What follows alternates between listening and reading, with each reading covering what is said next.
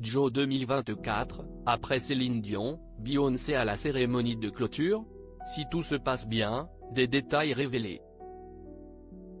Les Jeux Olympiques de Paris 2024 sont entrés dans l'histoire. Des Jeux historiques expliqués en grande partie par la cérémonie d'ouverture époustouflante. Après tout, c'était la première fois dans l'histoire des Jeux que cette cérémonie se passait hors stade. Ajoutons également les animations, les effets et surtout les performances de tous les participants. Sans parler de la performance en live de Céline Dion qui a créé la surprise générale.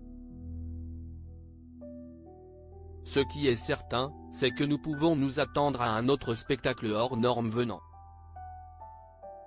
de Thomas Joly lors de la cérémonie de clôture des Jeux de Paris 2024. Pour les informations qui sont déjà certaines, la cérémonie se déroulera au Stade de France. Des centaines d'artistes, acrobates et danseurs associés à d'innombrables célébrités participeront à cet événement intitulé Record. Si tout se passe bien, on va s'éclater, ces mots de Thierry Reboul, directeur exécutif des Jeux 2024.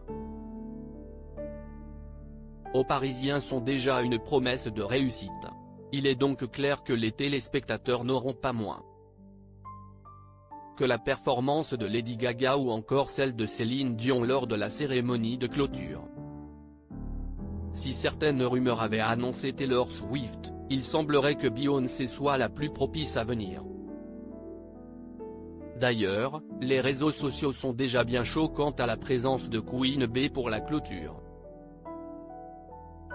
Ce qui marquerait la passation entre Paris et Los Angeles où se dérouleront les Jeux en 2028.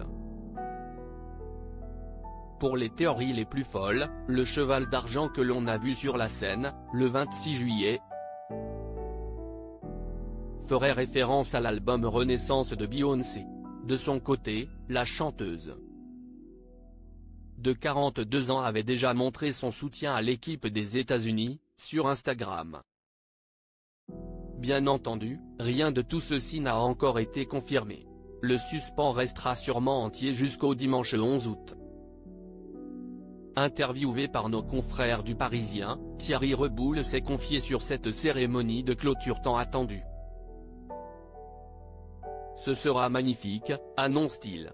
Bien entendu, le directeur exécutif confirme que le spectacle sur la scène, on ne peut le faire qu'une fois. Mais je ne connais aucune édition des Jeux où la cérémonie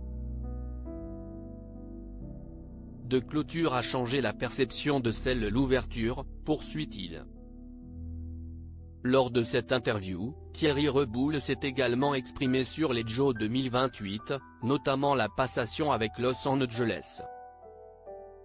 En plus de la participation de l'acteur Tom Cruise, c'est habituellement une séquence de 12 minutes pour lancer les futurs Jeux.